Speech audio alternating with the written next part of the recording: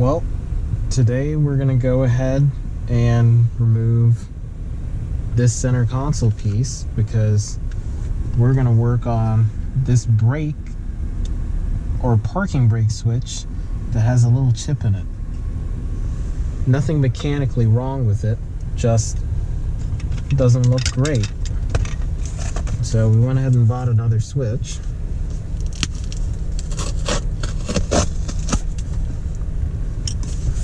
Hopefully we don't have a surprise in here that we're not expecting.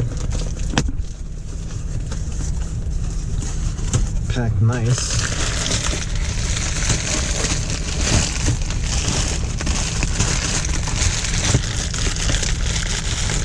Okay. Put that down there. Never can use too many plastic bags. We're keeping this bag. So here we have a switch. Excellent functional condition. Cosmetic condition is, I'd give that a A-, maybe B+. Definitely better than what we got because what we have has a chip in it. So we'll just tuck that in right there. So I have the car running because it is 40 degrees outside. Maybe I'm a wimp. We'll go ahead and insert this bone tool. It's good if you have one of these because you can be gentle with the trim. Some people, they like to pull from these bottom corners. That's okay. I mean, you could like slide the ashtray, get that, but personally, I like to try and go in from the sides here and just work my way around.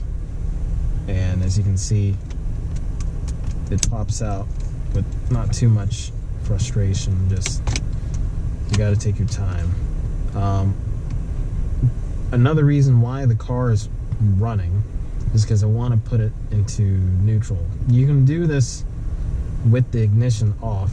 It's just more of a hassle because you have to go in here where the ashtray is, pull it out, remove a flap, and then insert what I understand be like a flathead or a screwdriver to manually engage the shifter.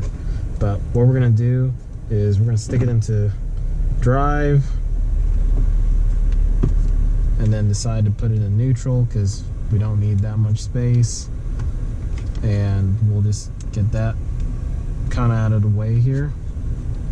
The goal is to work around this console trim just enough to not A, break it, and B, loosen it. So there's two clips, one right here, and there's another in here right here. Those two need to be pressed in gently while you're attempting to pull at the trim. So you'll make your best efforts to try and do this without breaking anything. And we'll try and pull up.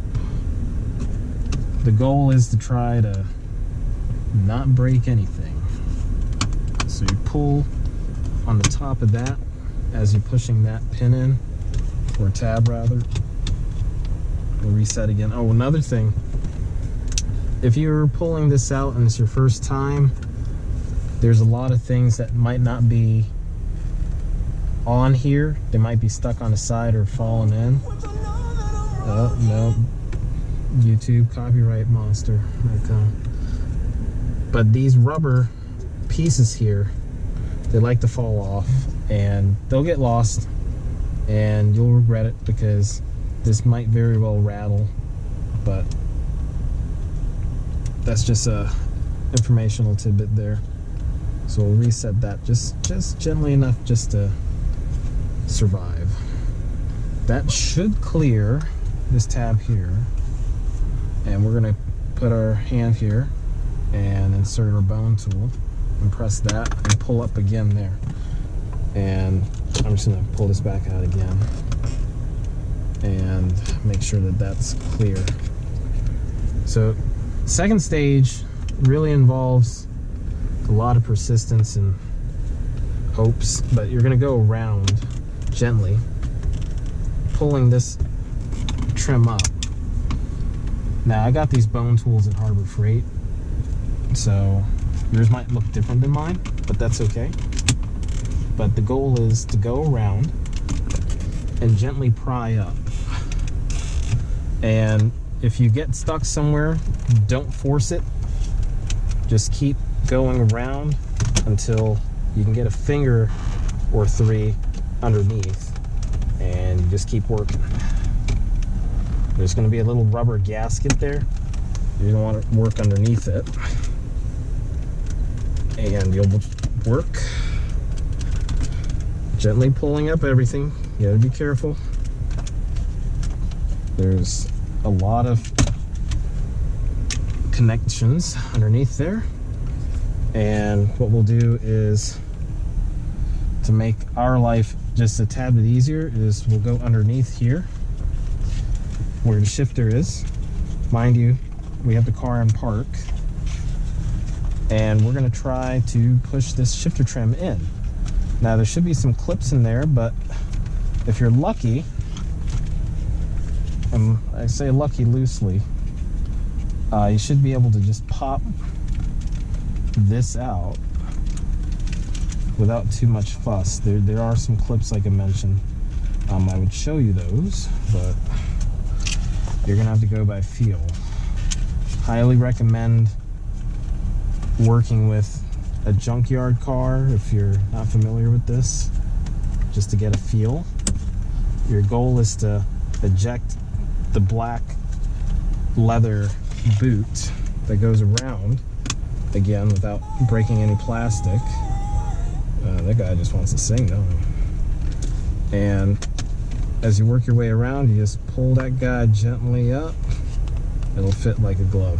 So now we have that slid, and it'd be a good idea to disconnect any extra cabling that's underneath here, like the ones for the MMI dial.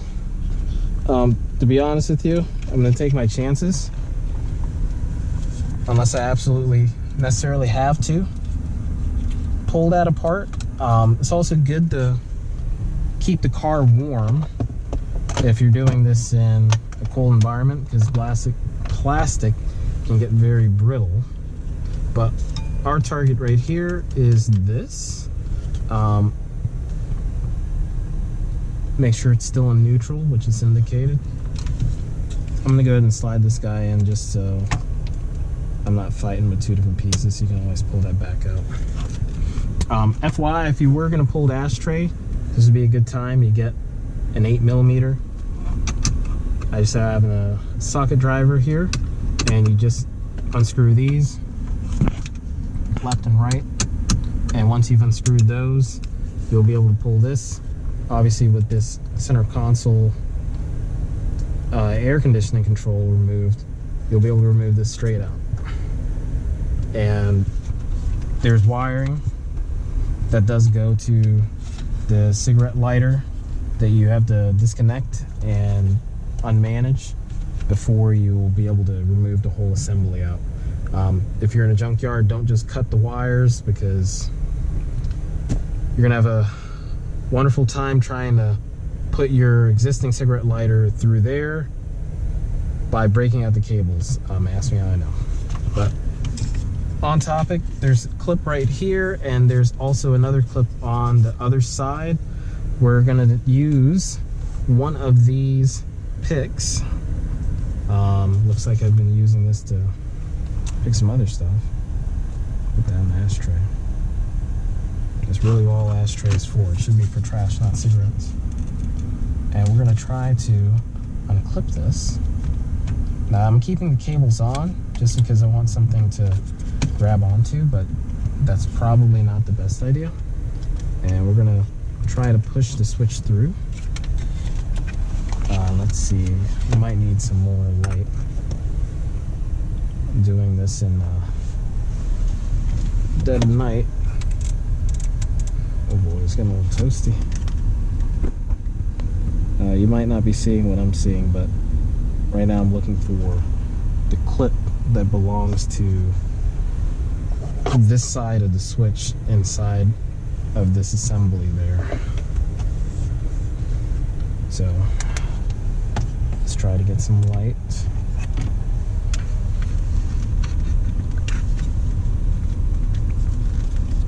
Let's see, we got a clip.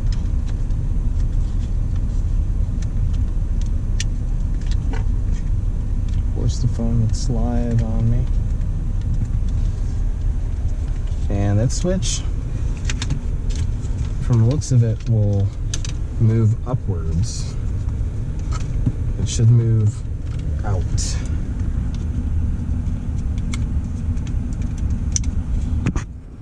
I guess it would be a good time to try and disconnect that. Oh boy. Make sure your foot's on the brake if you're going to pop her in the drive real fast.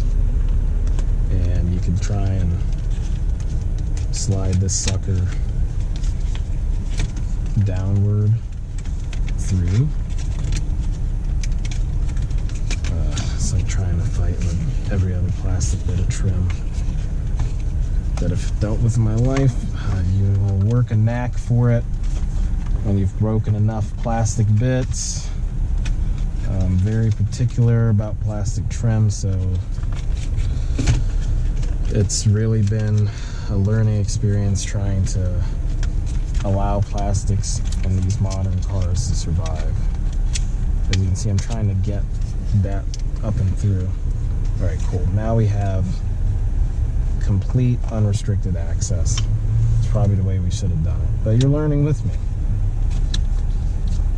So we'll push down and you'll hear the alert for the parking brake system, a malfunction. I did say this is cosmetic, and we're gonna avoid disconnecting the brindle just for right now. Really all I'm interested in is releasing this switch. There's another clip here. Oh boy. This has brake me written all over it. There's one clip and another, and here's the other. I'm really just trying to pull this through without incident. There we go. So that's our old switch. As you can see, it's a little cosmetic issue. I mean, the previous owner, this car has 137,000 miles, bought it with 136. Smart me. But, probably had some nails, got in there, stuff happens. No big deal. The cool thing is you can keep this as a spare. Again, it's a cosmetic piece. If you really had to, maybe you find a broken switch that's broken electrically and it looks pretty at the junkyard, and you just pop this off the hinge and you replace it with the nice vanity piece. But we'll put that to the side. Here's a new switch. I'm gonna test this electrically before committing to it though. So here's where a VCDS would be a very handy tool, because you can't just use a regular OBD reader, because you'd want to clear any parking brake malfunctions post repair. But I'm going to disengage the brake, but I'm also going to make sure that it's in neutral. And with the switch, let's hold it down. That's not good. Let's disengage it, or engage it, and disengage. There we go. So malfunction indicator has gone away. And engage the brake. All right, sounded good. So we are good to drop this sucker in. So disconnect that. Malfunction again. Woo woo. And you drop that in through the top. Oh man, I might want to try and clean that up just a little bit. OCD. And on these times, you just have alcohol wipes on standby. We're gonna go ahead and just, freshen it, spruce it up just a little bit. What's the point of doing all of this when you can just clean it out here? We've already confirmed it works. I think we could commit some cleaning to it. Look, just a little bit of goo came off. Make sure it's devoid of any problems. Not sure, I guess that is a sticker from the vendor.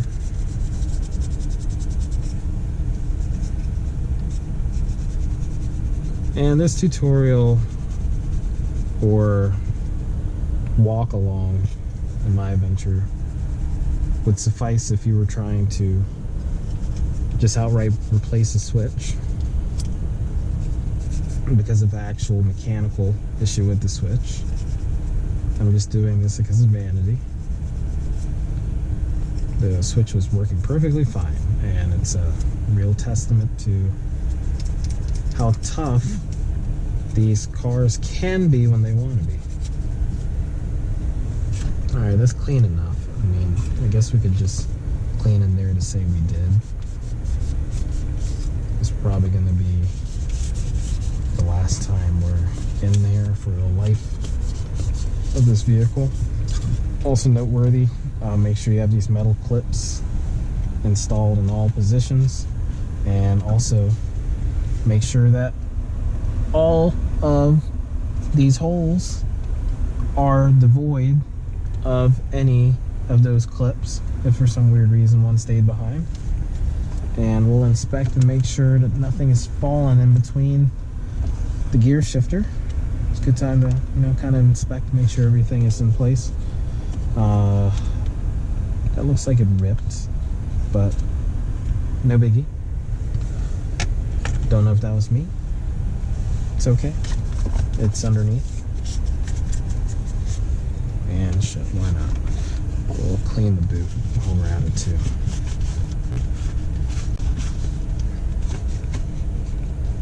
Often overlooked when you have debris in here after moving this around, especially if you have a manual transmission car.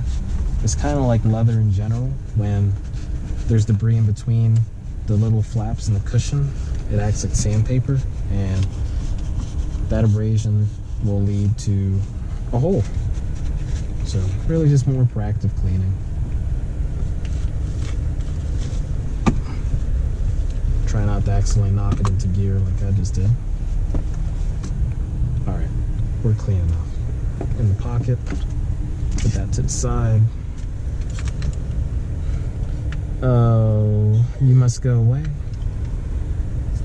Pop that switch right on in there. Should just drop dead on in. Actuate it, pull it back a few times to make sure all the clips are retained. Find your cable. Try not to tangle your cabling. Give it a nice good click in there. So apparently to clear that fault, you pull up and then you push down. Disengages the brakes, pull up, and at least on your cluster there will be no fault. So cool. Alright, so remember, gonna want to make sure that this is already somewhat loose. I only put it up pretty because I didn't want it falling on me. Just like that. Did I mention that can happen?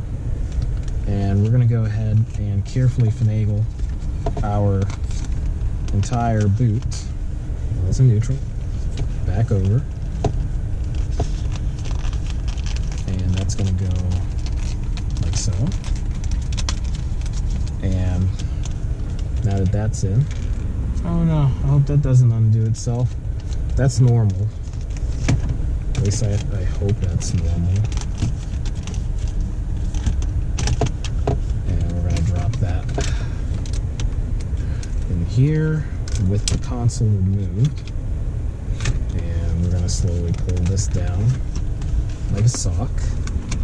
I'm gonna hide that red in there. Push those clips in. Should hear some sort of clicking action. Awesome. Stage that. And now you're gonna wanna be firm but gentle and push down here and push up here. And all of that, she's seated. And then make sure we still have a rubber on here and on here. As I mentioned, these like to come out. So we got a rubber here and here. And all the metal clips are still present. You know, let's go ahead and inspect here real quick just to make sure. It's a little dusty, but you know, it's dusty behind there. And click. And put it in park. And make sure your ashtray actuates. And now we have a nice pretty switch. That's it. That's how you install the parking brake switch in a B8, A4, or S4.